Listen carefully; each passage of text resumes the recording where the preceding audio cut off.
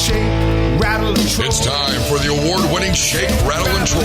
Yeah, here's the one that rock your favorite ponies. Me and the boys gonna shake.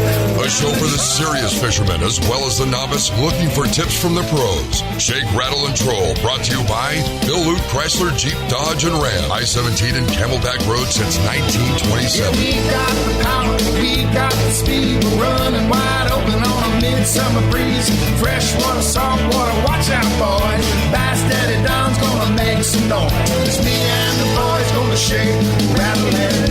Now, here's your host, saltwater fisherman, the man that fears no fish, Bass Daddy and Tournament Pro, Don McDowell. Yeah, man. Hey, I'm Don McDowell. Welcome to Shake, Rattle, and Troll. Happy 4th of July to everybody. But it was a couple days ago, but we're still celebrating.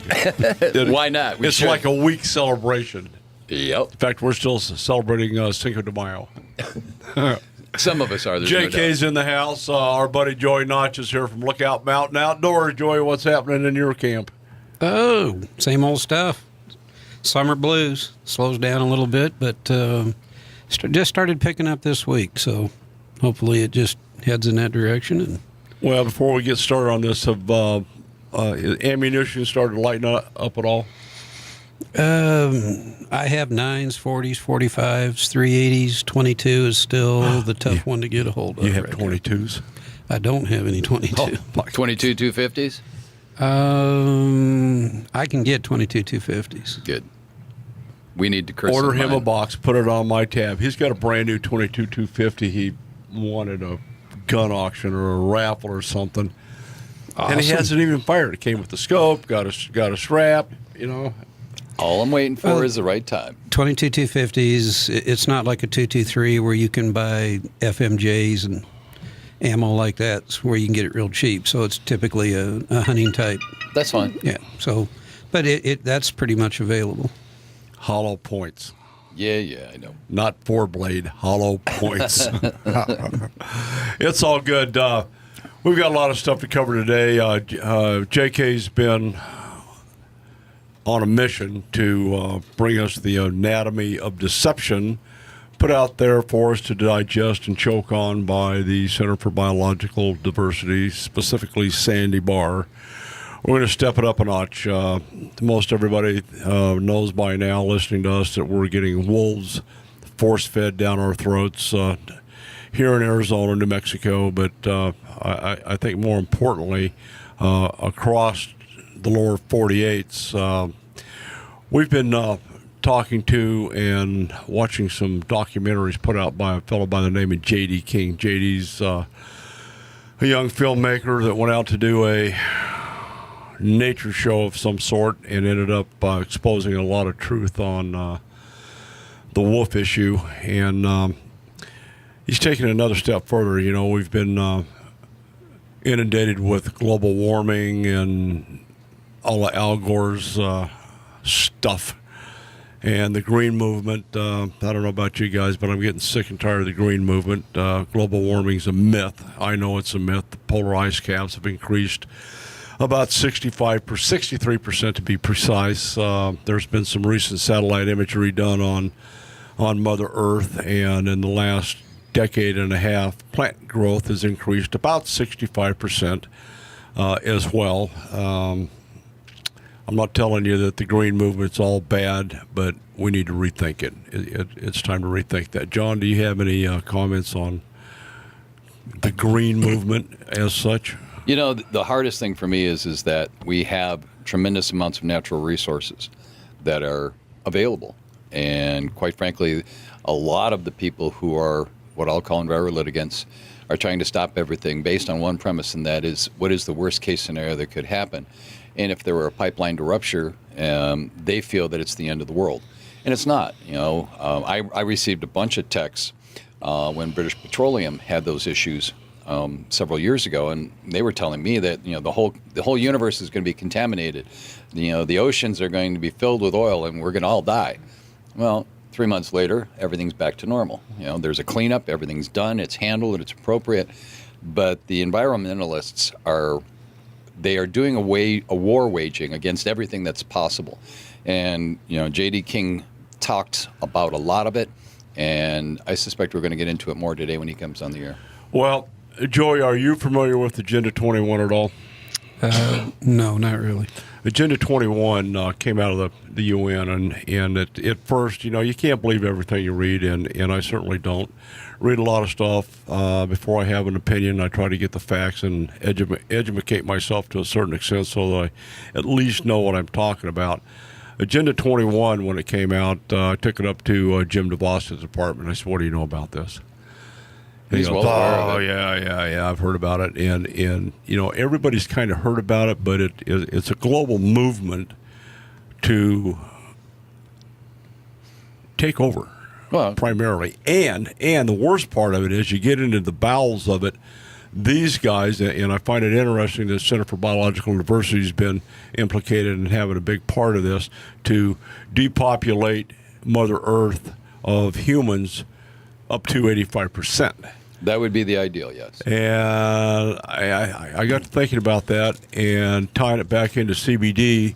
I think they're on their second or third round of passing out condoms, 50,000 condoms at a whack to curb some of the population growth that we have.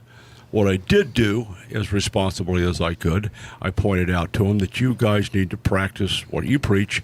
You use the condom because there's getting to be way too many of you in my battle space. I just wish I had the sale. I'm sure they were produced in China. Ooh. Really? Oh, yeah. It's a petroleum product. I have no doubts. I know that. I'm sure it was produced in China. Well, we've also, we've got the wolf issue, and we're having just a terrible time here with predators, coyotes particularly. The Phoenix Metroplex is plagued within the city limits of a bazillion and a half, at least, of coyotes running around at Metro Center and on and on and on. We're seeing... I saw them at my place down at Gilbert, Warner and Gilbert Road. I saw two of them cross the road the other night as I was headed down that way. What do you know about a mountain lion spotted over at 52nd Street in McDowell? Have you heard that story? Well, we've all seen the video. That's pretty awesome, isn't it? It's pretty awesome. It's pretty scary. I've been over at the National Guard, and I asked one of the top sergeants over there, I said, just out of curiosity, have you seen a mountain lion? He goes, what? I said, yeah, we've got a video over here at 52nd Street, right by your camp here, that there's mountain. He goes, is it a big one? I'm going, yeah. Well, what a lot of people don't understand, a mountain lion that big in the wild, in a deer area, is going to take one deer per week. Well, they don't have that food source. They'll eat coyotes, rabbits, you name it. Anything they can get their claws dogs, on. cats. Oh, yeah. So what happens, and I've read books on this, especially about a tiger hunter in India years ago who may be considered the finest hunter that ever walked the face of the earth. And when big cats start losing their claws, when their teeth grind down and they can't hold their prey, this is going to get ugly. Mm-hmm. They start going after something a lot slower than that. And that would be us. Got two legs? Yeah, two legs instead of four. So what's going to happen if that cat makes it that long and can't catch its own prey anymore? It's going to happen. It's inevitable. Well, I found it curious. The people that had the security film with the mountain lion on it acted responsibly. The first thing that came through my mind is, I wonder if they got loose from the zoo. Well, they called the zoo and did a head count. Everybody's home. Yeah, everybody's home. And, wow. The only thing the National Guard reports over at 52nd Street in McDowell is coyotes. Lots of coyotes. I said, why do you have coyotes? You have tanks. I'm just saying. Well, 3 years ago, a woman walked in the store and wanted a trail camera because she had a mountain lion drinking in her backyard, and that was at Lookout Mountain. Ooh. The mountain itself. And I went, now, wait a minute. Now, did this cat have a, real short tail, or oh, no, it had a 2.5-foot tail. And then I said, how big is it? Well, my dog's 75, 80 pounds, and it's twice as big as my dog. That qualifies as very good size. And I said, have you talked to Game and Fish? She said, yeah. And I said, well, what'd they say? And they said, doesn't surprise us. That's what they Oh say. yeah, I found as much work and respect as I have and do for the department. I call them on this coyote at 35th Avenue in Peoria, and they asked, "Well, is it still mobile?" I said, "Yes, it is." Well, there's nothing we can do. Yep. Good luck on that. Yeah, take your shots. Yeah, they called Southwest Rehab. They wanted $400 to come over and chase this coyote around, and no. oh yeah, that was a real live number, and I called Scott Corcoran, and we went over there like a couple morons with a catch pole chasing that coyote down the street. Ball bearings in the slingshot would have been better. Well, I had it still in the front seat of the truck. I'm just saying. So anyway, a lot of stuff's going on, and we will continue with the expose that we're doing. John, you've done a really good job with the Sierra Club and the poll that they have. When do you expect the department to start with a new poll or dig the results of the 1991 poll out? Well, Mr. DeVos promised that he would take a look at the 1991 poll and we'd get some of those questions, what they were. But the Defenders of Wildlife were the ones who hired the Tulchin Company, but everybody jumped on the bandwagon, including Sandy Barr from the Sierra Club and the Center for Biological Diversity. So are we blaming the Sierra Club unnecessarily? Oh, no. No, because Sandy picked up that mantle of the survey and paraded it in front of everybody for every single meeting we were at. You're being polite. She's been beating everybody with it. Well, yeah, that's an accurate statement. But from probably September all the way through April of this year, every meeting, that's what she did. All righty. So in Crying Wolf, JD has some interview with some, categorically what I would call the experts, the ranchers, the guys that haven't lived with the wolves. Makes a point with Jim Beers talking about the $60 million plus Pittman Robinson money that was stolen. Fish and Wildlife misappropriated. I find that curious that none of the states have asked for their money back. We'll chat about that. Yeah, we're going to. But we're going to stand down and take a break and thank some of our sponsors. And while you're at it, make sure you got your flag flying this weekend. Independence Day is real important. I'm Don McDowell here with Joe Nocta. And Special K. Special K. We'll be back. All righty, we're back. While we're looking for J.D. King, John, you mentioned during the break you had another Tulchin survey for the northern part of the country? Yeah, what happened was, after I was done digging on Arizona, I wanted to see, because I thought, and I was right, that they had done other surveys. And what happened was, when I dug into it, they had interviewed people in California, Washington, and Oregon. And they came up with the same 70+% of the people wanted more wolves. Same wolves. Questions, same parameters? Same questions, but this was interesting. 500 people from California were interviewed. So that makes 70% of the state for those 500 people who they interviewed. 250 Republicans, 250 Democrats. 300 people in Washington and 300 people in Oregon. So a total of 1,100 people made a decision that 70% of them want more wolves based on those same questionnaires. And it's just ludicrous, because look at the millions of people we're talking about in those three states alone, and they're making that determination based on it. So you have a bias survey, you have a minuscule at best pool that they're interviewing people from. They're not giving any demographics as to the age, as to the sex, as to the location, all the demographics that you really need for a valid survey. None of them are on that.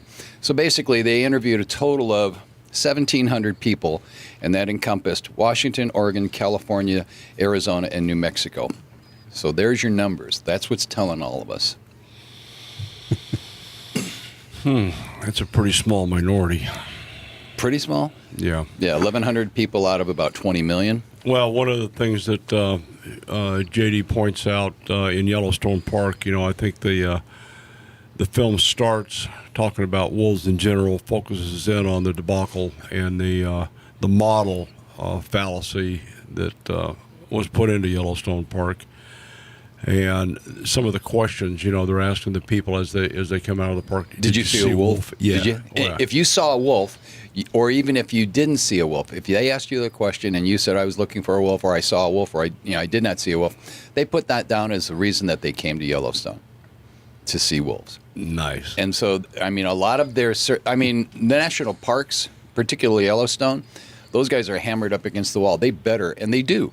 And quite frankly, a couple of the guys who are the wolf specialists up there, they've been in several National Geographic films. Those guys will love wolves till the end of time because it's put them in stardom. You know, elk wouldn't do it. Buffalo won't do it. Mule deer won't do it. But boy, you put those wolves up there. And then, you know, one of the things we haven't talked about either, and that is that if you take a look at elk as a species, when they're up in Yellowstone, they're accustomed to seeing coyotes. You bring in a Canadian wolf, specifically a pack of them, they are unaccustomed to the size, speed, and killing potential that those have. The first few thousand elk that were slaughtered by these Canadian gray wolves, those elk had no prayer. They had no experience whatsoever with them. No idea what was coming. No. It's like you and I going out armed with 22s and seeing something coming down the road. It's a tank. If you have no experience with the tank, you don't know what it is. It's going to whack the crap out of you. We see that mentality all the time. You know, we're looking at the Taliban out there shaking a stick at an Abrams tank. Yeah. Knowing full well what's going to happen. Yeah, see, but I get 72 virgins. Yeah, that's your fine. You can go do that. But the biggest thing, though, is for the elk, nobody had done any prior surveys to see how a species reacts when faced with a predator they've never encountered before. Here's why. It never has been wolf habitat. No. They know that. And that's part of what we're going to get into, too, on that. Some of the studies that they did up in Yellowstone. The fact that there were only supposed to be 87 wolves in the park total, which blossomed over 1,600 around the park and everything else. The numbers that they said initially would have been fine. I mean, it would have reintroduced the wolf. They would have survived quite nicely. As it is, we've already had a peak and a dive where some of the wolves got mange because there was not enough of a food base left. When you whack 16,000 elk over a period of 15 years, those aren't all sick or weak or young elk. They were whacking everything in sight. There were a lot of big bulls that were taken down because they didn't know how to defend themselves. It's like anything else. You encounter a predator, sooner or later you're going to learn how to react to it. Absolutely. The less than 4,000 that are left have adapted. But it took them a period of time and experience to watch, to understand, and to learn what's going on. Yeah, but they still don't have a chance at survival just because of the calf crop. No. Well, the calf crop, they said this year, was somewhere around 17 or 18 per 100 cows, which they consider remarkable. No, that's not remarkable because we have here 40, between 35 and 40 is what we consider as a modern, what you're supposed to have as a bare minimum. So, yeah, I mean, you look at deer, we have 100 fawns per 100 does up in the Kaibab. You don't have that in the Strip. You certainly don't have it down here. No. Well, one of the things that we talked about last week, and I want to get Joe's an Arizona native and world-class hunter, been to Africa how many times? 11? Yes. 11 times. You going back? Probably. Yeah. Well, CBD, Center for Biological Diversity, I get an email June 19th talking about a historic petition opening a new chapter for America's grizzly bears. Been talking about this for 3 years. Yes, we have. Okay. Now, the long and the short of it is they want grizzly bears back in Arizona, New Mexico, Utah, and oddly enough, California. Well, the Sierra Nevadas, that's the only area they want to put them in. They can't read maps. I understand that. And they had 10,000. What's your Joy? What's your take on all this? Being a hunter, and your business is tied to the hunting sports and the outdoor sports. You've been all around the world doing this and doing that, and grew up here hunting. Well, you've seen what Canadian wolves can do in short order. Okay. Yeah. Now take a look at a 500 to 1,000 pound animal. Now you talk about inexperience. How about hunters' inexperience with grizzly bears? How about hikers? How about campers? You name it. Facing a grizzly bear is a whole different ball game than facing a black bear. Yeah, but I think the case we have here, we don't have people in the field doing this. These are guys that are sitting in ivory towers and Of course. down in Tucson that don't get out and mingle with the wildlife. You know what the best thing they could do? Get their rear ends over to Africa and look at private property where a man makes his living by hunting animals. They do their own conservation work, and it runs flawless. They know how many predators can be on there. They know how many kudu. It doesn't matter. I don't Impala, believe they warthogs. have, Joe, that's a wonderful idea. I don't give them enough credit to having a thought process to comprehend that. What they can comprehend, you take them, put them on an airplane, fly them to Alaska, put them on a boat, put them on Kodiak, and go, here's your tent. And by the way, here's your binoculars and your hiking stick. Good luck on that. Joey, the one thing that you've got, though, is on those hunting preserves that you visit in Africa, man is the top of the food chain. The process in the United States now is to remove humans from that food chain. They do not want any of us to hunt. That, Agenda 21 has from the Yukon to the Yucatan, where they don't want people. They want a tremendous migration corridor void of humanity. So let nature take its course. Absolutely. Whatever happens. Yeah. And within 100 years, there will be a balance of some sort. The problem is they keep jury-rigging everything with the way they're trying to model things and this quote-unquote best available science. If you're a scientist and you've studied wolves all your life, that's your only project, that's your specialty, that's your forte, and that's what you live by, your science is going to be totally different than anybody who studies a complete convex of all wildlife that's out there. So it's unfair. It's totally unfair. Yeah. And You're not only picking that, out certain animals that you want to survive, and that's not the way you do it. Well, one of the rubs I get into is, the wolf lovers. We all grew up with Bambi, and I'll be brief because we got to go to a break. How they can justify watching Bambi being torn to shreds by a wolf pack and not have any compassion for little Bambi with the milk dripping from his lips is beyond me. They say that's nature's course. I don't get it. Yeah, so's whacking wolves with 30-06. All righty, we'll be back in a little bit. We're going to thank some of our sponsors, including Lookout Mountain Outdoors. If you need a weapon, archery, don't have any 22 shells though yet. I don't have any. I'm sorry. They're coming. They're coming. We'll be right back. All righty, we're back. Joining us, I believe, from Montana, J.D. King, filmmaker and conservationist, true at heart, joining us today. Hey, thanks for playing along with us, J.D. How are you? Hey, I'm good. Thanks for having me on your show. Yeah, absolutely my pleasure. We are honored. I want to introduce the roundtable here. John Colazar is with us.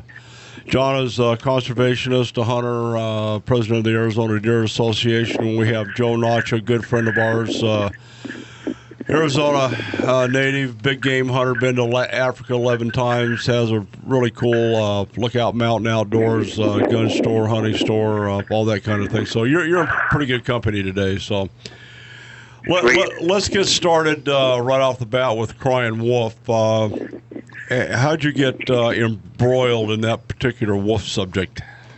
It was something that surrounded me. So I grew up in the southwestern corner of Montana on a cattle ranch, and we ran 400 Black Angus cattle out there, and they let the wolves in 1995 and 96 into Yellowstone, but it wasn't until about 12 years after that it started becoming a real problem.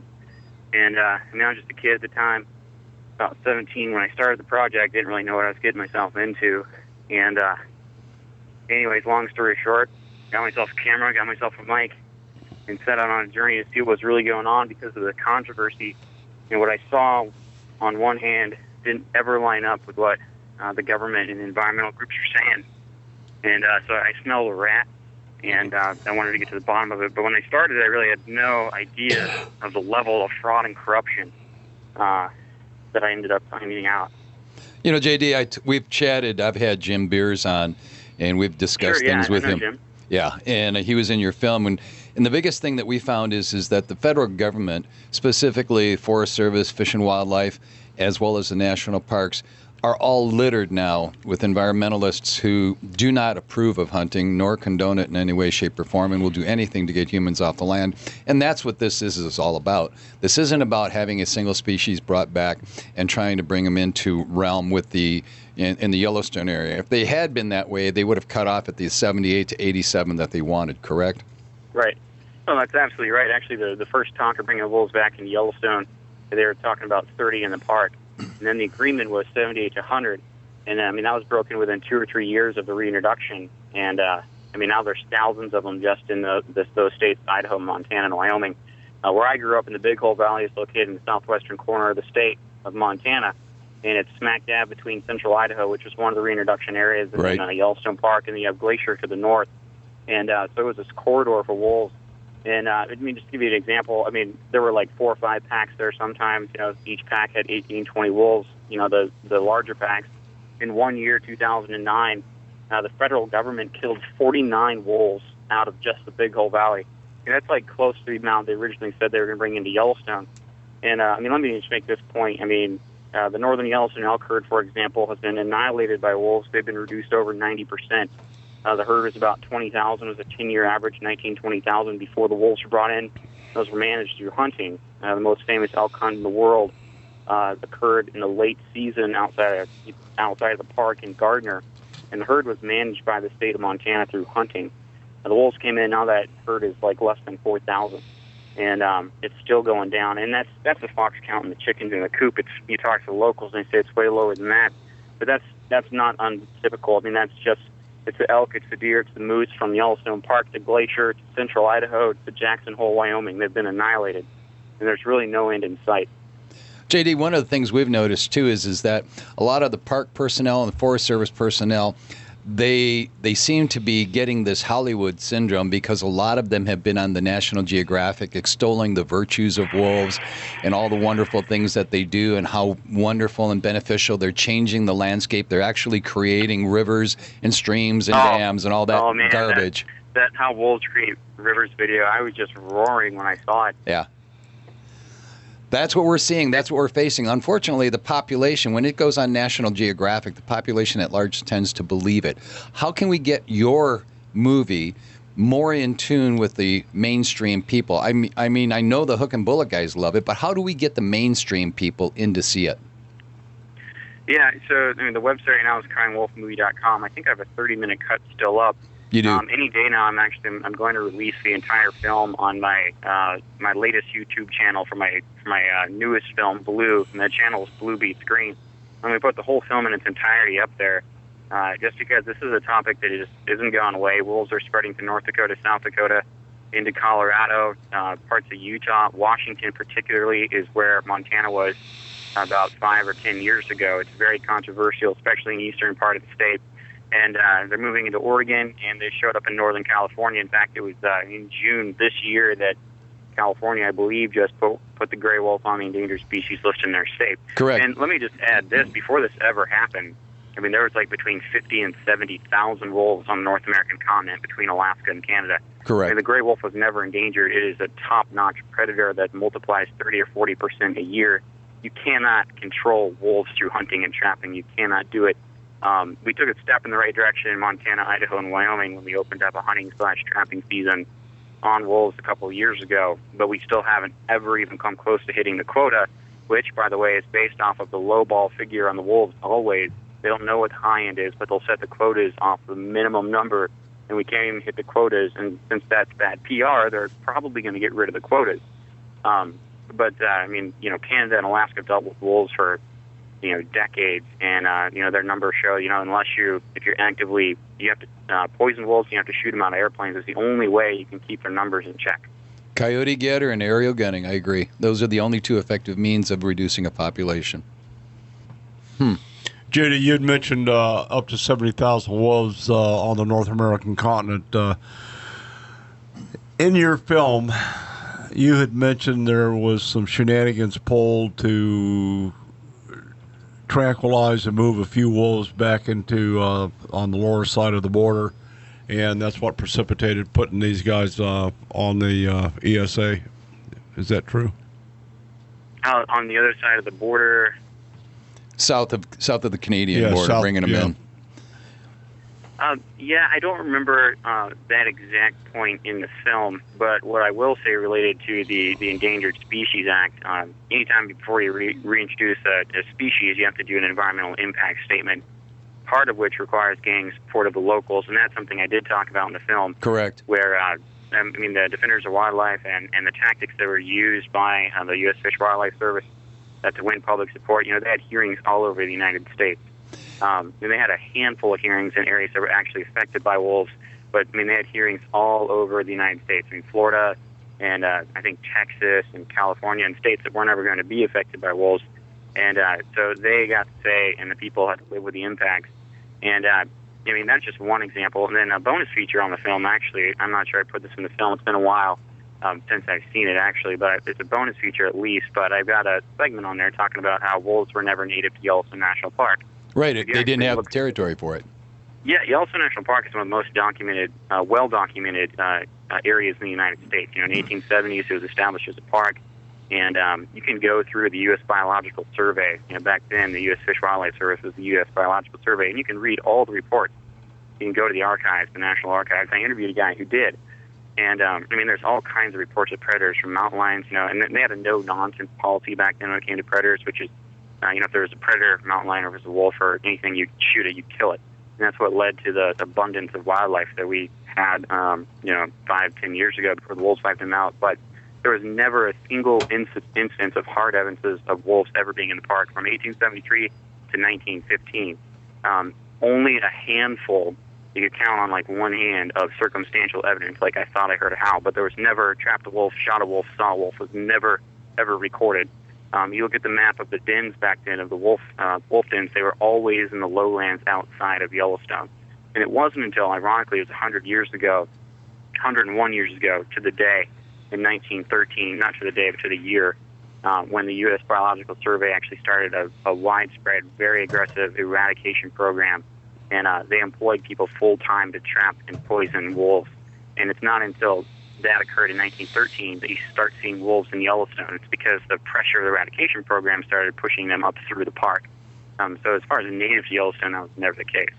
Interesting stuff. Are the wolves in Yellowstone starting on the bison as bad as we're hearing reports of? I have not been watching it as closely in the last year, the situation, but last I checked, the wolves haven't been targeting the bison. And that's interesting because that was one of the pros was supposed to be the wolves would take out a few bison, but the bison don't really run. They hold their ground. Which is the only way to survive against a pack. Yeah. And, because they'll chase elk until they can't run anymore, and they just collapse. There's a few videos of it around YouTube, but, they'll chase a big bull elk until he just can't move anymore, just lays down, and they come, rip his guts out and eat him alive. They're very brutal animals, and they don't just kill to eat. They kill for sport all the time. Yeah, there's awful lot of surplus killing going on with those guys. Yeah, all the time, absolutely. JD, what's in Montana? What's the estimated current wolf population? Do you know that? About a year and a half, 2 years ago, it was 600. And I actually talked directly with the manager of the wolves for the time, the top-notch lady from the U.S. Fish and Wildlife Parks about it. And I ran into her at a conference that was put on by the Okay, JD, hold that thought. We're going to ask you to hang on. We've got to thank some of our sponsors, okay, and we'll be right back. More with JD King, Crying Wolf. All righty, we're back. Thanks for hanging with us, JD. Before we went to break, we were talking about wolf numbers in Montana. So go right ahead. Yeah. So I was talking with, it was about a year, no, probably like 2 to 3 years ago, I was talking with the head of the wolf department or whatever in the state of Montana. And I said, how many wolves are in a state? And she said, well, our minimum number is 600. And like I mentioned earlier, that's the number they use for the minimum quota. You have to take out 30 to 40% of the wolf population every year to sustain the same amount of wolves. And so they had set the quota for 200, which was 30% of the 600. Correct. And I said, well, what's the high end? And she said, I don't know. I said, is it 1,000? And she didn't say anything. I said, is it 1,500? And she didn't say anything. I said, is it 2,000? She kind of shrugged. The reality is they cannot count the wolves accurately. And, that's something that, Canada or Alaska could have told you. The methods they use are not effective. So I don't know what the high end is. And when I was talking to this lady, a rancher standing next to me said, and this guy, by the way, had lost dozens of cattle and sheep to wolves in the last couple of years. He said, well, somebody told me it was like over 2,000. And she's like, well, that sounds a little high. And so, the reality is they don't know. And that's true not just in Montana, but it's in Idaho, it's in Wyoming. They're not sure. It wouldn't surprise me if the number weren't in the multiple thousands just in the state of Montana. We've all watched your crying wolf and some of the facts that you bring out. I want to talk a little bit about the Pittman Robinson money that went south, between $60 and $70 million that Jim Beers talks about. Right. Go ahead. Yeah, so what happened was originally when the U.S. Fish and Wildlife Service wanted to bring the wolves back, it was politically unpopular, believe it or not, because of an experimental population of wolves. I think it was in New Mexico and North Carolina or something like that. Red wolf in North Carolina. Yep. Okay. And so Congress said, nope, this is not a good idea. We're not going to approve the funding for this. And the states of Montana, Idaho, and Wyoming all had passed the equivalent of resolution or majority signed a petition in one state against wolf reintroduction, but that didn't matter. So Congress said no, the states didn't want them, but using the authority of the Endangered Species Act, they did it anyways. But where did they get their money? Now, this was found out by Jim Beers, who personally audited the U.S. Fish and Wildlife Service because of an order by the GAL. And he found out it was like the years, it was like between 1995 and 96 when the reintroduction happened. The U.S. Fish and Wildlife Service took $45 to $70 million out of the Pittman Robinson Fund, which is an excise tax on all sporting goods and firearms and ammunition. And it's supposed to be redistributed to the states to enhance that lifestyle, but just on their own whim, they took between $45 and $70 million out of this fund and paid themselves to reintroduce the wolves. So that was kind of the pinnacle of what I discovered. And on another note, I'm sure Jim's talked about this, the woman who was the head of the U.S. Fish and Wildlife Service at the time, who likely had influence on that decision, like 3 years after the fact, she steps down and then takes a job, the top job at Defenders of Wildlife in Colorado. What's their number one species? It's an environmental group out of Colorado. Well, it's the wolf. JD, and, do you smell another rat someplace? Oh, it's worse than a rat. It's a dead skunk. JD, I have a question for you, too, and this is one of the things we chatted about it prior to going on air today, and that was that the Rocky Mountain elk in the Yellowstone were accustomed to seeing coyotes. They had absolutely not a prayer nor a clue what they were encountering when those first packs of wolves came at them because they had no experience in how to deal with them. Now, we know that they've devastated that herd from 20,000 down to a low 4,000. The question that I have is that I heard, and I can't, I've been trying to verify it, that there was a peak of wolves in Yellowstone, and then they started suffering from mange because of lack of food, and now they're on a rebound. Have you read into that at all? What's interesting is they quickly wiped out the wildlife and multiplied not too quickly, but as fast as wolves multiply when there's absolutely nothing stopping them, when there's unlimited food source and that sort of thing. But mange, absolutely. We actually had mangy wolves on our ranch not far from our house in southwestern Montana. We saw them out the back window just a couple hundred yards away. It's just nasty. But they are just they are disease-ridden varmints, and I'm sure Jim's talked about a lot of diseases they carry. Yeah. But yeah, so they ran out of food source. They started dying off, and the numbers did decrease in the park. And that's just because there was nothing left for them to feed on. They started going to places like Washington and Oregon, and starting to move into California, and it just started spreading all over the West. And that is I believe the agenda now is to allow wolves to continue to spread, multiplying to new places. Like I mentioned earlier, California's starting to get them. They put them on the endangered species list, and boom, their job security for them. They can manage the wolves. Wolves spread. People, don't access the backcountry anymore. They don't use the land because of the wolves, and it just perpetuates itself. And then the biologists, et cetera, they become essentially the referees of the landscape and that sort of thing. So I think it's going to continue to spread, and just more and more across the United States. I think it was the Center for Biological Diversity said, our goal is to cover the lower 48 with wolves. In their historical range. Yep.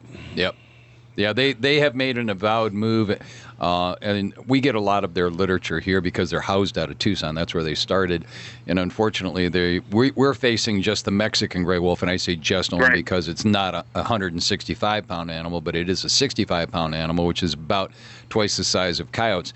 Our issues here are going to be, number one, how many do we allow? Because our mule deer herd, which is the most susceptible to coyotes, will be more susceptible to wolves, although the Mexican gray wolves here in Arizona have been trained. I watched in the early introduction process They were fed roadkill elk. That was what they grew up on, and that's what they thrive on right now. So they're not moving out into their old historic range, which was, southern portion of our state. They're staying up in that environment where there is a food source that they're accustomed to, which is elk. The biggest problem we're going to have is that we're going to wind up suing the federal government because we believe that there should be a maximum of 300 between Arizona and New Mexico, while the environmental groups are asking for 3 metapacks of 250 animals each, which would basically, if they put them north of the Colorado River, which is at the Grand Canyon, they put them north of there, they're going to wipe out one of the finest mule deer herds that's still left in the lower 48 states. Yeah, the same story is going on down there, like you mentioned, with the Mexican gray wolf. And it's funny, I was just looking into the situation in the upper Midwest, and it's the same thing. In the last 5 years, we've been on and off the endangered species list. For example, in Wisconsin, they said, hey, well, we want 300 wolves to 350, and that number was surpassed. Now there's 600. The environmentalists are still suing, and it's just crazy because and you have to understand how these environmentalists work. I think half of them couldn't care less about the wolf, but the reality is they sue over process all the time. Sure, that's the equal access. It's the money trail. Yeah, I mean, and then whether they win or lose, they get reimbursed. And they get reimbursed up to 7 times the amount that, say, the Veterans Association or if they sued over something, their lawyers can only get reimbursed so much. But environmentalists have convinced the courts that it's a specialty science. And Karen Bud Fallon out of Wyoming talks about this. She's an attorney, and they deal with this all the time. But it's really crazy because their lawyers get 7 times that which anybody else can get reimbursed. And so it doesn't matter what decision is made. It could be anything, but they'll sue. No matter what the decision is, they'll say you didn't consider this enough, you didn't consider that enough, and they win. If they win the case, they win. If they lose the case, most of the time they still get reimbursed. There's evidence of that happening. Well, we're seeing a landmark decision from Oklahoma State stood up and basically told the Wildlife Service, you know what, stop it, get the hell out of our state. We're not going for any more of this sue and settle business. We're suing you. Wow, that's encouraging to see. By the way, Congresswoman Loomis out of Wyoming, she has been making efforts over the past 4 years to try and get some accountability to that Equal Access to Justice Act money, or at least an accounting. And we haven't been, the feds did not fund the process since 1992, I think it was, or 93. So they have no idea how much money has been given over to these environmental groups because there was no track record of it. They just paid, and there's no accounting for any of it. Have you heard anything on what Congresswoman Loomis is doing now? And is there any alterations to the Equal Access to Justice Act that you've heard? I have not heard about it. It definitely needs to be revised because the current situation, I mean, they, like we just talked about, the environmentalists have all these loopholes, and they weasel themselves into making all kinds of money that nobody keeps track of. It's really amazing when you look at the tactics that they employ. How many hits have you had on your YouTube video and on your website? Do you keep track of that? Yeah, occasionally. So actually, when I first released Crying Wolf in fall 2011, I threw it straight up on Vimeo, and it got 100,000 hits in 3 months. And that was really cool. And I had messages from people all over the country, all over the world, actually. The same thing's going on in Europe. I had people in Germany, France, and Sweden all say this is going on here. But then I put it back up online for free for another week or two recently, and I got like 5,000 hits. So I'm going to throw it up on YouTube here in the next couple of weeks. YouTube's has so many more people using that platform, and I hope I can really get the conversation going because the facts are on our side of this. The law is on our side of this, and we just have to educate the public about what's really going on. Have you had any threats at all, or any I'm sure you've had to have had some negative comments from some of the enviro-type people, haven't you? Oh, yeah. I mean, but the reality is, out of the 1,000 times or more I've been contacted over the wolf thing, 99% of it's all been extremely positive. It's been people saying, thank you for finally telling this side of the story. The handful of critiques I've gotten have all been basically, ad hominem to the man, name-calling, that sort of thing. I actually only ever had 2 people try to point something out in the movie and critique it, and they were just twisting words, and they were so off base. And I replied to them, and they would never reply back. And one of them actually blogged about it. He was the outdoor blogger for the Minneapolis Tribune. Hang on, JD. We got to take a break. We'll be right back. Hang on with us, buddy. Thank you. We're going to thank all of our sponsors right now, and more of JD King in a few minutes. I'm Don McDowell. We'll be right back. Don't go away. More of Shake, Rattle, and Troll is coming up. Woke up this morning. All righty, we're back. JD, you've got another film out there called Blue. I want to tie some of that's going on the wolf issue back in with the green movement, global warming, I don't believe it, all these things, and Agenda 21. Can you tie all this together for us? Yeah, so when I was making Crying Wolf, just talking to people all across the northern Rockies, I heard so many other stories of similar environmental, cases of government overreach in private property, encroachment. And I just knew the issue is so much bigger than the wolves and the whole environmental movement, from global warming, climate change fiasco to, scare tactics like we're running out of resources, the world's becoming overpopulated, et cetera, et cetera. The whole spotted owl issue in the Pacific Northwest, and, that's destroyed hundreds of thousands of jobs in the timber industry.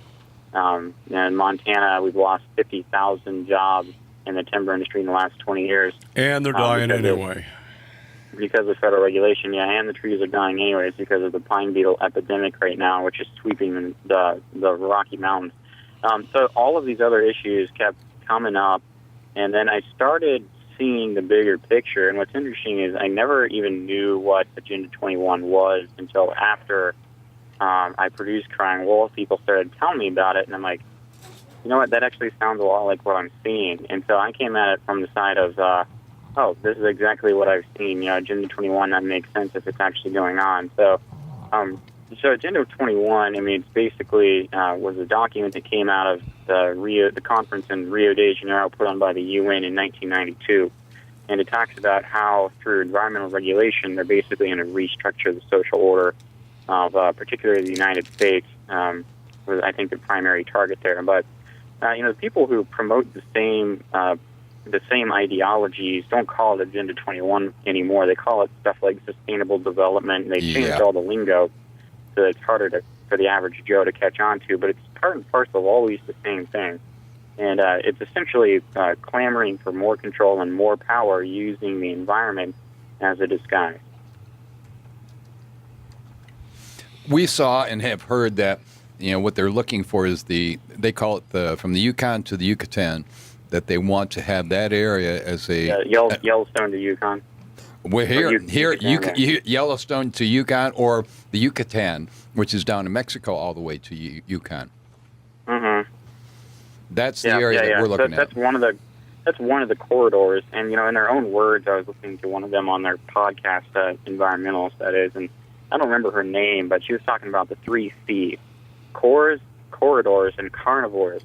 And what that means is they're trying to push for bigger and bigger core areas, quote unquote. So, expanding places like Yellowstone National Park, Glacier National Park, and that kind of thing, and then connecting them with corridors.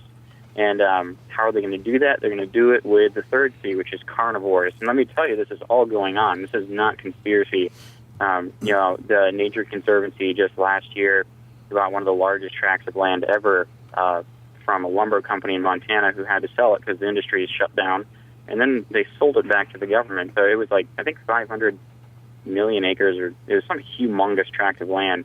And so they buy it with grant money, so taxpayer grant money, and they sell it back to the government, which bought it with more taxpayer dollars. And so the whole thing's just crooked. But what ends up happening is you take all of this land out of private property and you give it back over to the government. And the government is one of the worst land managers in the history of the world. And corridors, the corridor thing is going on in Washington State, particularly right now, like crazy. And we've been talking about the carnivores for the last 30 minutes.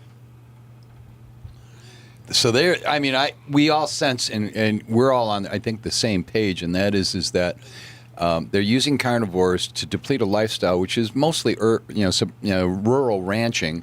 If they can get the ranchers off the land, which is always, that's been one of the hugest cries that I've ever heard, is that they feel that the cattle ranchers are stealing the natural resources off the land by letting their cattle graze instead of all wildlife. And of course, then if you can drive them off with carnivores, then you open up, like you said, you get a grant, you reduce it, or you put it back into what's called a conservation easement, and then you exclude hunting from that, and basically you've effectively wiped out any use of that land for any period of time. Right. So I mean, and it's going on right now. Neighbors of ours back in southwestern Montana had to get pushed off. The land they relied for generations on Forest Service leases to run enough cows to live, and they're losing 30 or 40% of their cattle every year, and that's not sustainable. So they had to get off. I couldn't put this in the film, but I have every reason to believe it. I talked to people who are friends of people who went to this event. It was like the International Conference on Wolves in Duluth, Minnesota, and I think it was 2002. And Mike Phillips, who's Ted Turner's right-hand man, he manages the Turner Endangered Species list. He's a politician in Montana, and he also personally led the reintroduction of wolves both to the northern Rockies or the gray wolf and the southern Rockies, the Mexican wolf. But anyways, where I'm going with this is he was quoted as saying that the reintroduction has nothing to do really about wolves, but it's everything about driving ranchers off of the public property, off of the public lands. And the media originally reported that, but then it was deleted out of the university press, out of the paper, because of the controversy that it was stirring up to be. And so I totally believe that's where it's going, that's what the agenda is. How can we help down here? I mean, we know that we work with Big Game Forever, Ryan Benson, and some of those people. Yep. We've had them, but we need to make the politicians more aware. And unfortunately, there's just handfuls of us who are activists and involved with it and are studying what's going on. You'll see what we'll call the average Joes who are out there, and they'll scream about it during a campfire sit around or having a beer in a bar, but they're not active enough. And quite frankly, a lot of them don't like computers. And the worst thing is they hate talking to politicians or making those phone calls. How can we get people active? It's tough to do because what I saw everywhere I went was I saw people trying to survive and make a living, whether it's the ranchers who work 7 days a week all day long out running the cows. They don't have the time of day or the organizational power to go fight this stuff. And they're up against organizations that are huge, well-funded, and relentless. And it's very one-sided, and that's part of the reason I think my film got 100,000 hits in 3 months. But I think that's huge, passing that kind of information around. And what also makes it tough is the tactics that it used. For instance, in California, the hearing that they used to put wolves back on the endangered species list, instead of having that hearing in Wairika, a small town in Northern California, which is a ranching town, in Redding, California, these are areas that are going to be affected by the wolves. Where did they have their hearing? They had it in Eureka, which is across the mountains on the coast, which is like 3 hours from anybody. And it's the center for a lot of environmentalists. It's the center for a lot of the weed that comes out of California, all the potheads. I was just there. And so they use tactics like that to make it harder for those people to show up and make a difference. So show up to the meetings. I mean, it's huge if you can make it, and stand up, and stand up to people, stand up with the facts, and then share pieces of truth, like my film Crying Wolf documentary. And then a friend of mine, David Spady, did a film about the Mexican gray wolf situation. Yep, we watched called that. Wolves in Government Clothing. We were in that. Yeah, we were at that meeting that he filmed part of it up there. Some of us were there. Awesome. Now, what are you doing next? Where are you going next? What's your next project? Or are you going to try and centralize on this and get people's attention? Yeah, so my main focus right now is to keep spreading the message of my latest film, Blue, which gets in exposing all the climate change stuff and all the agendas that are pushed on the top-down levels. And then it also gets into other local stuff, like the spotted owl situation and the environmentalists trying to blow up the dams in the Pacific Northwest. These are huge issues. And when I push that, I'm also pushing the wolf thing, like we've been talking about. It always comes up. And so that's my main focus right now. I've got other projects in the works that I'm trying to get funded right now that deal with federal lands issues.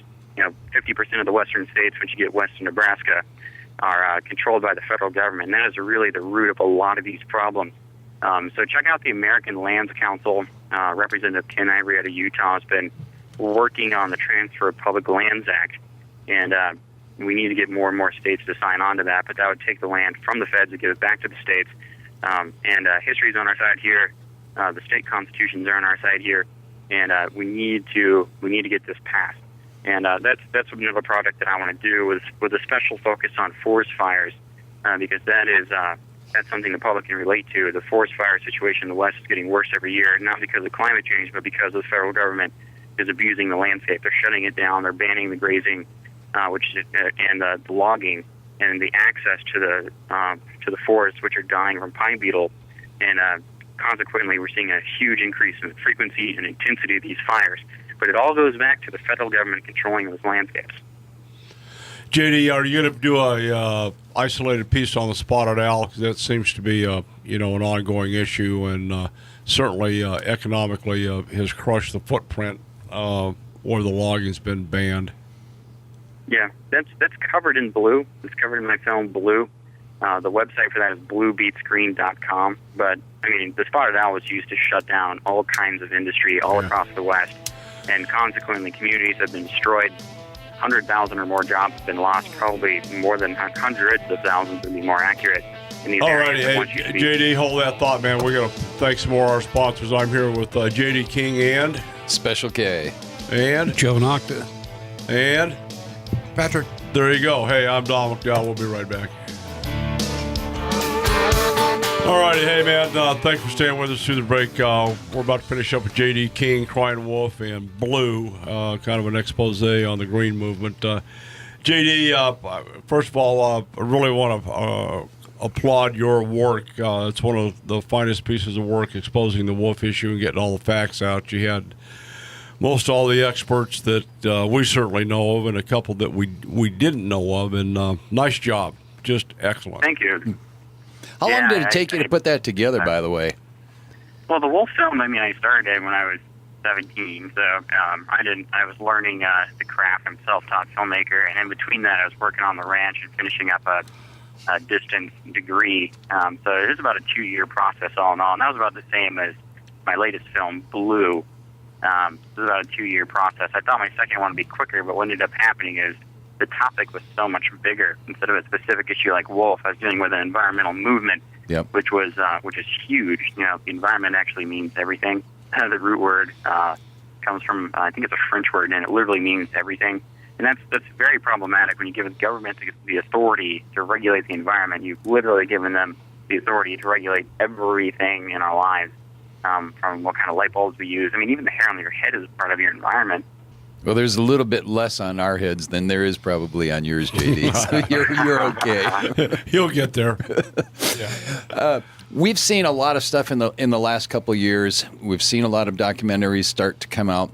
The hard part is that there seems to be an awful big push by print media, the visual media, the radio, TV stations. Most of them are dealing blindly, and we're pointing this out that the Center for Biological Diversity, Defenders of Wildlife, and the Sierra Club all came out supporting this survey that said that 70% of Americans wanted to have more wolves.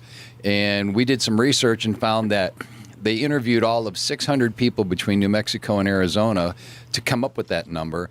And in California, Washington, and Oregon, they interviewed a total of 1,100 people. And the interview questions, the polling questions, were extremely biased. And it was done by the Tulchin Company, which is a Democratic Party polling organization and strategic planning group. That's the kind of thing we're facing. Pointed out, left-wing Democratic. Yeah, it is definitely. We should be shocked by this kind of stuff, but it goes on all the time. It doesn't surprise me. Huh. Well, we've found it. We know what's going on. We're going to promote as much as possible everything that we can for you down here. We're all waiting, I think, for the July decision by Fish and Wildlife as to whether they're going to keep the wolves in the north delisted, and then we will center on Arizona. What's the ranchers' attitudes up there? Are they waiting for that same hearing, or are they anticipating that you're going to be able to keep wolves on the ground, putting them down off the ground? It's kind of a lost battle. I mean, to be honest, and it's sad to see.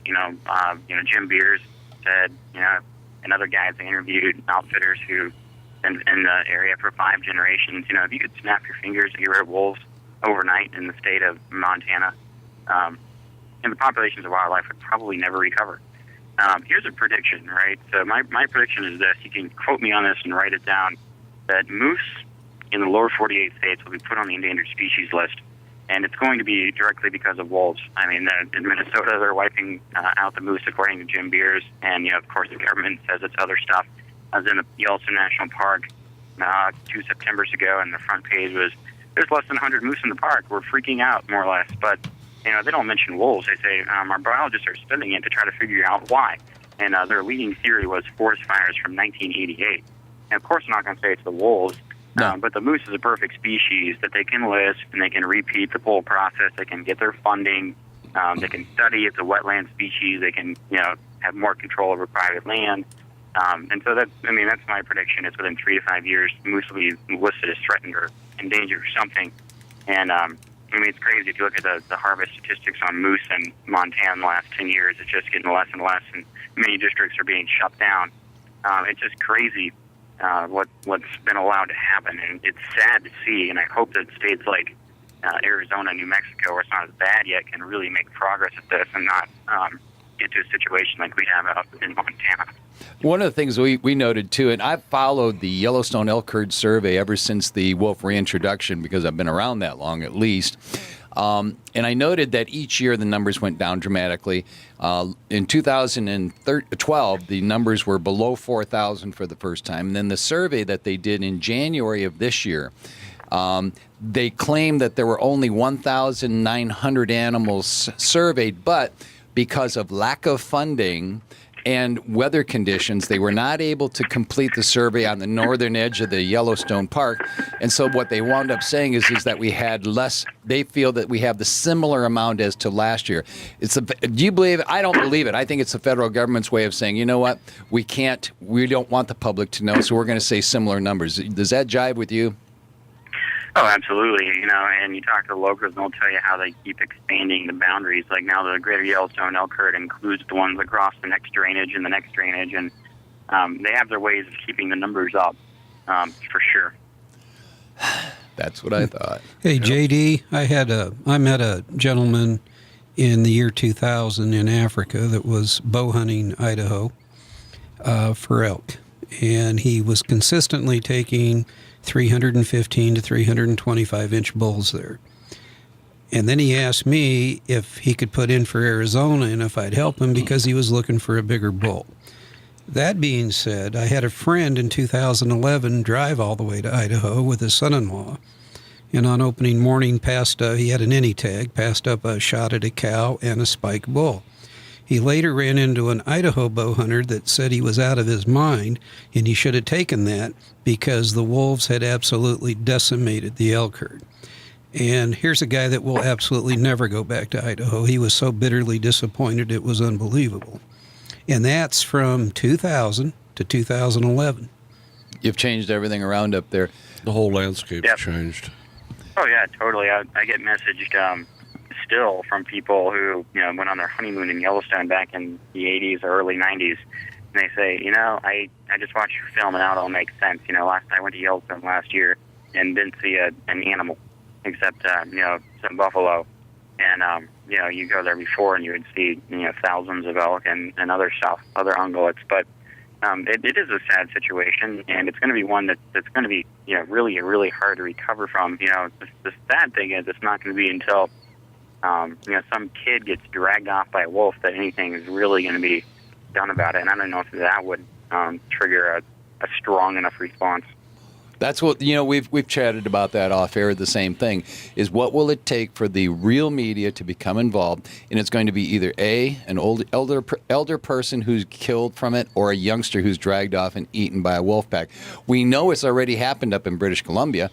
We've seen that. There's documentation, but everybody wants to hide it, and mainstream media wants nothing to do with touching that kind of a story. If there is, though, a youngster, and it's going to have to be that kind of way, do you think that'll start to turn the tide for us? I wish I could say yes, but my gut feeling is no. There was a school teacher in Alaska who was killed by a wolf last year or the year before. Mm-hmm. Yes. Not many people heard about that. And there were 2 people in Idaho, I think it was last year, that disappeared and died, and it didn't really get reported by the media. One of my contacts, though, said it was likely wolves. But, I don't even remember what the media reported. It could have been, I think they said it was a murder or maybe a bear. But they're going to be extremely reluctant to ever admit that wolf had anything to do with anything, if it does happen. Murder by wolf. That's probably what we're going to wind up facing, JD. And I think that, sadly, you're young enough that you will have seen the best of times. We, however, going back, I've been in the woods for 45 years, 50 years on my own. We will never see what we had, unfortunately. No. Absolutely not. No, that's why we're fighting so hard. And John, at Joey, all three of us sitting in here, we've got a limited amount of time left, and it's going to take guys with the enthusiasm and the wherewithal and the youth to, carry the torch for the next generations. JD, God love you, man. You let us know what we can do. Keep us posted on where Crying Wolf and Blue is going, so we can keep our listeners updated, and we're going to continue to blow this horn pretty darn hard for you. Hey, thanks. And the encouraging thing is it's stuff like my film and you guys that does make a difference. I was credited by one guy who's really involved politically in Montana for he said it was my film that ever led to the hunting season and the trapping season in the first place. Literally nobody talked about it before then. And so don't underestimate the power of the grassroots. I want to leave us on a positive note here. What's your website so we can get that up too? Check out bluebeatsgreen.com. Perfect. JD, thank you so much. Absolutely. It's been an absolute pleasure and an honor, sir. If you are ever here, we want you. Oh, yeah. How about a round table with JD and Jim Beers? Oh, my God. Over a beer. All right, hey, we're going to stand down, and when we come back, we're going to go fishing. I'm Don McDowell here with... Thank you, JD. John Colazar. And Joe Naka. Patrick. And we'll be back. I worried about cutting the grass. Left my truck at the boat ramp, and my boat is full of gas. My old boss thinks I'm sick today. He won't have me to harass, 'cause I'm out here on the river, and he can kiss my big old bass. Everybody's saying. All righty. Hey, James, how are you doing this morning? Hey, good morning, Don. I'm doing great, thanks. Good deal. Well, happy 4th of July. Everything's good. We're going to celebrate that for another week. It was so much fun. Right. And big crowds up here in Payson, too. And 4th of July is always spectacular up here. Yeah, it's always good. So what's on the prognosis for the Mother Lake? Well, first of all, just remind everybody there are some huge crowds down at the lake because of the weekend holiday. And if you're down there boating, be careful. The whole shoreline is just filled. The water level goes... I know Game and Fish has got their all their people out. I don't think anybody's got a day off. So I'd heard that too. Hey, the water level went down another 1%, so we're at 42% full. The Salt River's flowing at 50% of its normal rate, and we've kind of been in that mode for the last month, and I suspect for another month or so we'll probably be in that mode as long as they keep taking water out, at the rate that they're doing. I'm guessing we're going to be in the low 30s or the high 20s by the time we get to the fall with the water level at Roosevelt Lake. Yep. I've been talking with Cantrell and some of the other water biologists or water quality guys, and the lower this water gets, the increased probability of having a golden alga bloom and really causing some damage. And right now, I think we're 4 weeks late for the monsoon that was predicted to start about 4 weeks ago. That hasn't, and it doesn't look real good for the next couple of weeks. Right, yeah. They keep threatening that we're going to get some rain here, but I'll believe it when I actually go outside and feel it. Hey, the bass fishing was called good this past week on Roosevelt. Good success. Now, we're in a summer pattern up here, so you're going to hear things like Texas rig, drop shot, Carolina rigs. A lot of guys use those in the winter time or in the summertime just because they can get to deeper water for the fish. There's a little bit of top water stuff going on, but it's so sporadic it's hardly worth mentioning. So guys are fishing I'm getting deeper reports. We've been reporting 15 to 25. I'm hearing 15 to 30, which, once again, as the water warms up and more people get on the water, the fish are going to go a little bit deeper.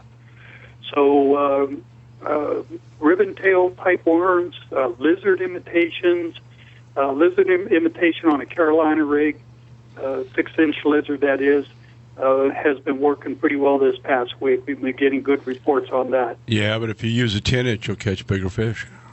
Yeah, and we've got some guys that profess to that for sure. But average guys, I think, if you go with a 6-inch, you might take a green pumpkin with a black or gold flake on them. Get some good reports on those things.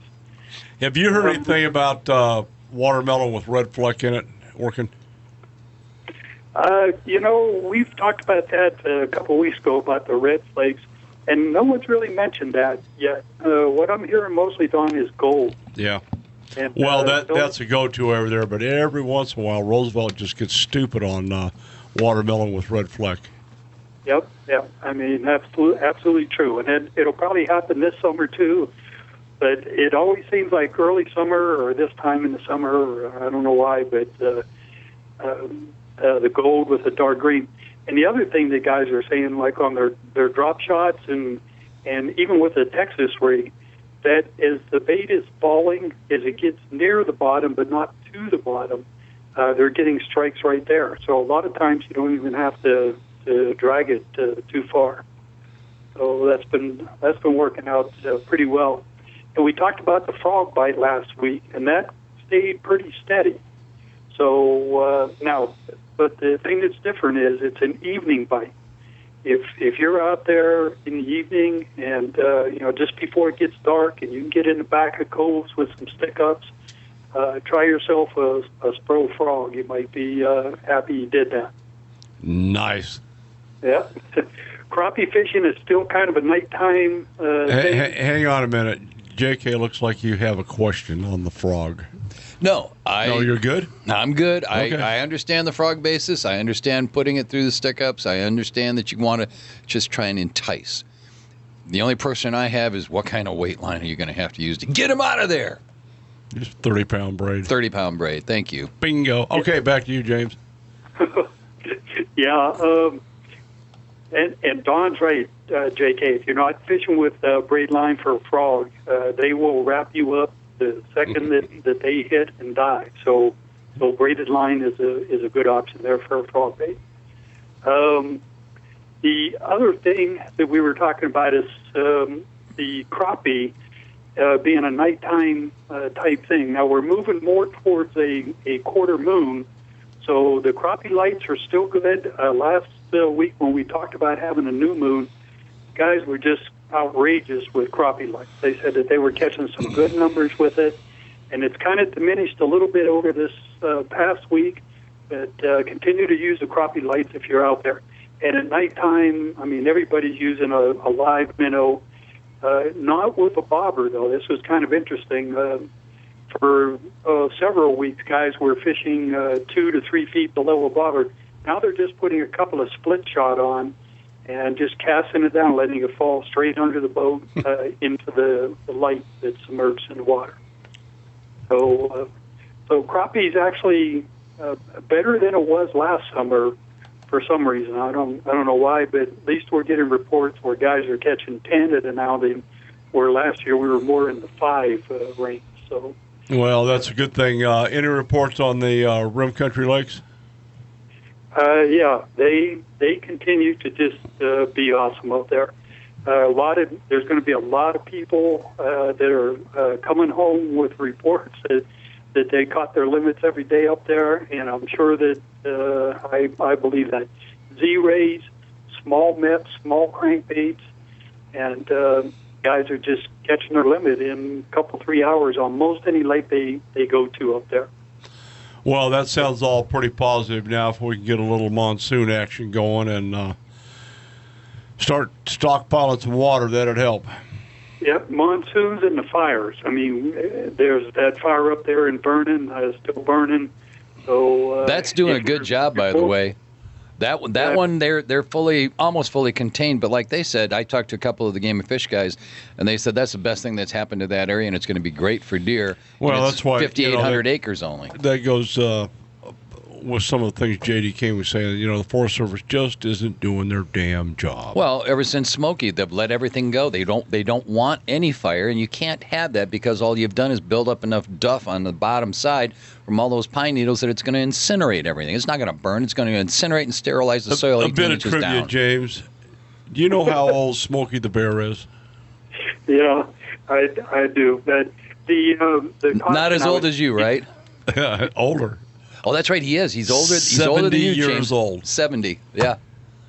And I think the Forest Service needs to quit using the beard coloring on him. He's got to have white hair. He's got to have white hair. I agree.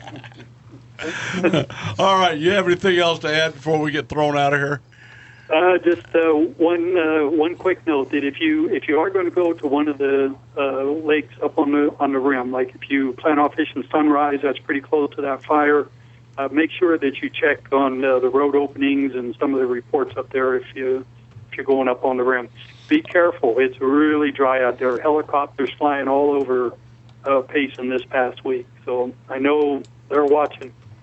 Okay, you were scaring me there. I thought you were going to suggest taking marshmallows with you, but we're okay. That's a great PSA. All right, hey, God love you, man.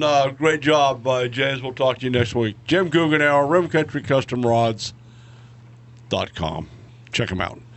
Okay, a couple things on the. We kind of missed our saltwater report. There is a lot of good stuff going on. We've been watching a couple of 2 or 3 boats over there. The Top Gun 80s has returned. They had 25 anglers. They had 66 yellowfin, 8 bluefin, and 44 yellowtail. That's a good one. The Sea Adventure 2 had 28 guys out. They whacked 33 yellowfin tuna, 8 yellowtails, and a bluefin. And coming up here pretty quick for the Mac boys, we've got the Sea Adventure 80. Second day of a two and a half day. They had 26 anglers aboard, 66 yellowfin, and 23 yellowtail so far. So it's good. The only thing I'm concerned about is the bluefin numbers are down just a little bit. Yeah, they haven't started hitting yet. Yeah, they're running down that 100 to 150 mile mark. So that's all good. Hey, when we come back from thanking our sponsors, we're going to visit with Joey Notch and find out all the good stuff that's going on in the archery shop. Did you know they have an archery shop? I did. Yeah, check it out. We'll be right back. All right, hey, we're back. Good stuff, information out of J.D. King. I highly recommend and highly encourage you to check out Blue and Crying Wolf to substantiate some of the claims we've been making. Also, as JD's talking about, what we were talking about earlier is CBD wanting more wolves, John. Of course they do. More grizzly bears, John. I think it would be fascinating. I mean, I have no problem camping where there's how fun grizz. would that be? Oh, I think it would be wolves, hysterical. We'll put snakeheads in the water, plant alligators in Bartlett. Cool. Rural communities might have issues.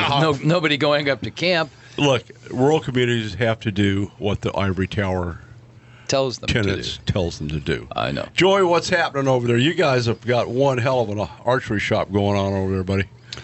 Well, we're getting there. We're in the process now of getting in a first line bow, and you got to start out somewhere. And Martin is revamped. A conglomerate came in and bought Martin out. And that old boy ran Martin till he was 91 years old, I found out. Oh, my. Would that have been Mr. Martin? Yeah, it would be Mr. Martin.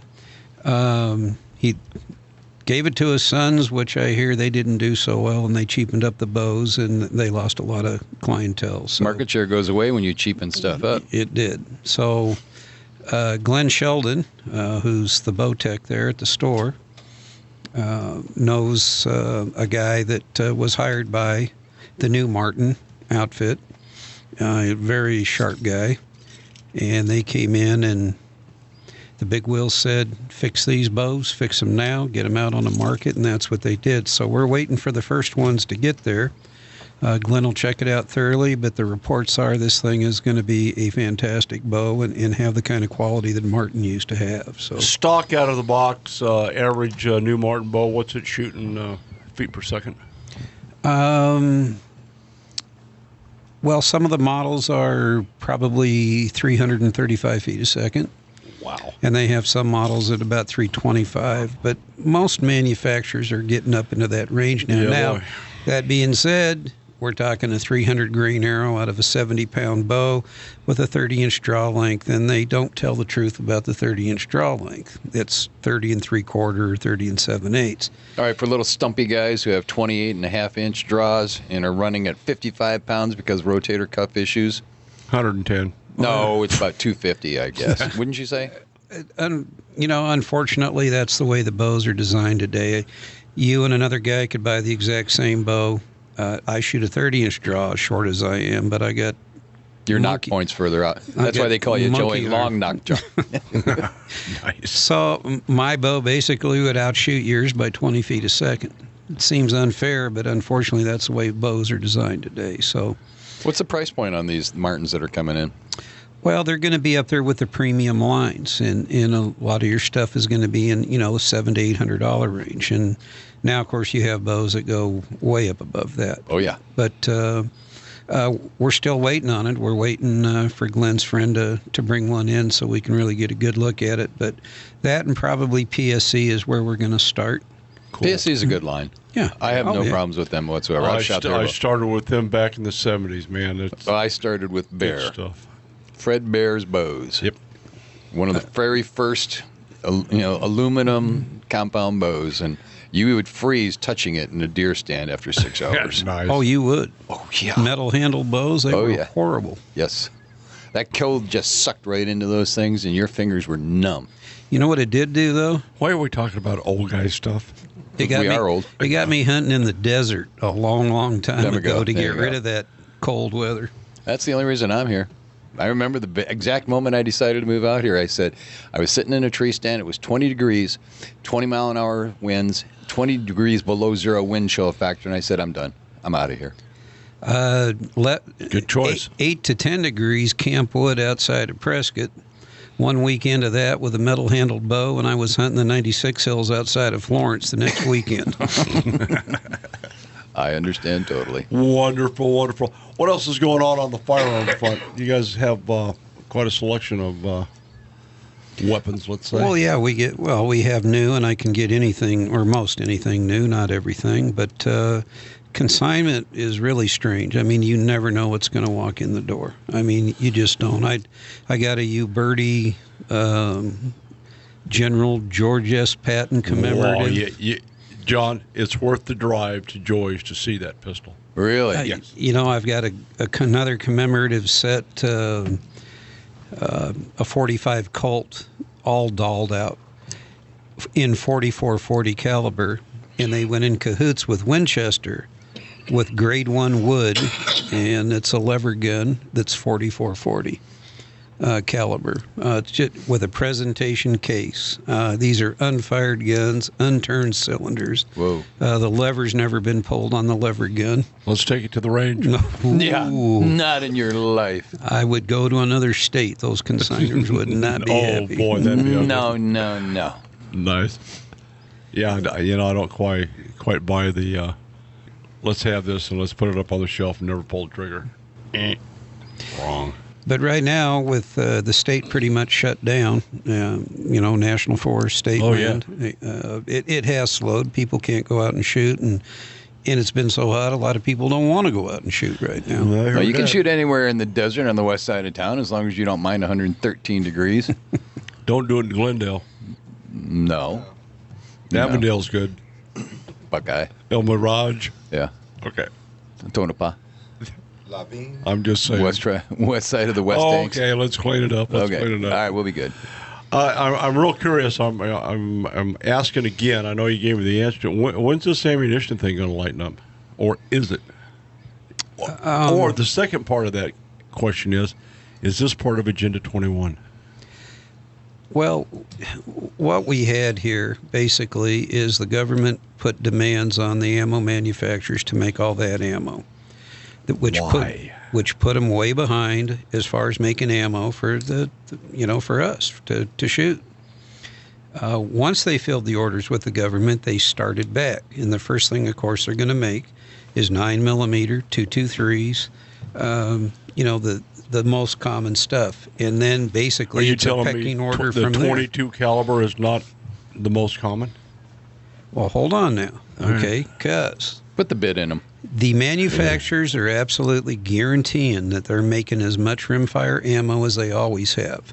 People are hoarding 22 ammo. If they would just buy it and shoot it, we would all have 22 ammo right now.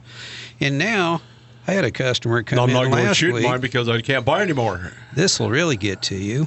The higher ups in the preppers arena have been telling all their followers that 22 ammo will be the new gold. So now you have people hoarding 22s that don't even own a 22 firearm. What? Invest in lead, John. I'm serious. They're telling their people that it will be the new gold. So if you have people hoarding 22 ammo that don't even own a firearm, it's going to be difficult. Here's the good news. There's rumors flying around that a very wealthy man is buying up European rimfire ammo, and he is going to flood the market with it. Nice. And he's going to bring back prices to where they were 5, 6, 7 years ago. Now, this is, okay, well, this guy comes in the store, so what does he know? But I've actually confirmed this with my sales rep from the largest company I deal with. Even he has heard this. So put me guy's down for a truckload. He's going to take his profits, and he is going to build a rimfire factory in the U.S. Nice. And he's going to make sure that nobody ever runs out of rimfire ammo again, which would be fantastic. I'm game. Pow. Yeah. What am I going to shoot squirrels with if there's no 22s? 30-30. No, that's no. Headshot. I do headshots with the 22s. It's all about bullet placement, John. I understand that. My allotment was 8 bricks, which I don't get every week, but I got 8 bricks last week and 10 100 packs of Winchester. Now, the other was 525 round packs of Federal. They never made the shelf. It sold out probably in 3 to 4 hours. Half of the Winchester stuff sold out, which was a higher end ammo, and by the next day, all 10 packs were gone, out completely. So that's what we're up against. Hoarding. Yep. The new lead standard. Well, on Sunday mornings we listen to one of the financial guys, and they're talking about buy silver, buy gold, blah, blah, blah, blah, blah. And we get in here talking about buy bullets, invest in lead, Yeah, it's coming down. Well, the federal government certainly put their fair share of ammo on the shelves. Yeah. The hollow point business that they went. 1.6 billion bullets, are you kidding me? Yeah. That's bad enough. I was worried when it was the Agriculture Department and the Postal Service that was getting them. JK, it's practice ammo, remember? Yeah, hollow points. Are you kidding me? Come on. I like my my mailman proficient with his firearm. No. We're not going to go any further with this. I'm going to thank you for coming down. I'm going to thank you for being reasonable and moderate. Voice of moderation and reason, yes. And thank you, Patrick, for rounding up J.D. King. You got to watch this movie. If you care about what's happening in the woods, what's happening to our country, Blue and Crying Wolf. Got to see them. Have you watched both of them? I only watched Crying Wolf. I haven't seen Blue, but I'm going to. It's worth watching a couple of times because there's so much information there. I know your mind and I know mine. You hear something that goes click, click, click, click, click, click, and then it hits. By that time, you've already missed 14 other minutes of it. You got to go back and watch those 14 minutes. So it takes about 3 hours to get through this film. It's worth it if you're paying attention. Definitely. All right, hey, take your kids fishing, hug your bass boat, and we're out of here.